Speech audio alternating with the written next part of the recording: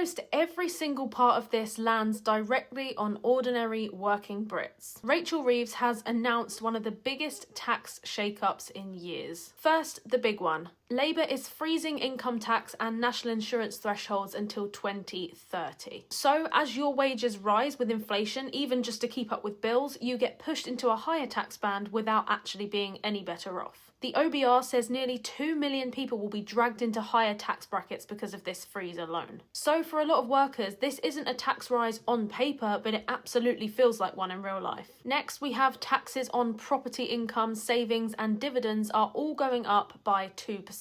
Their argument is that workers pay national insurance, but people earning from investments don't. Well, fine, but here's the reality for ordinary people. This hits small landlords, people with modest savings, early retirees, and anyone topping up their income with a rental or some investments, not just the wealthy. And rising costs for landlords usually means rising rents for renters, which is the last thing that working families need right now. Then there's inheritance tax, and this one won't affect everyone right now. And yes, there are some exemptions in specific cases, but for ordinary families, the key point here is inheritance tax thresholds are frozen until 2031. House prices go up, the threshold stays the same, and suddenly families who never thought they'd owe inheritance tax will. And now to pensions. Salary sacrifice, which is when you give up a small part of your wage in exchange for a benefit, like pension contributions, and normally you pay less tax and national insurance because of it, and it's one of the few tax-efficient ways workers can actually save for retirement.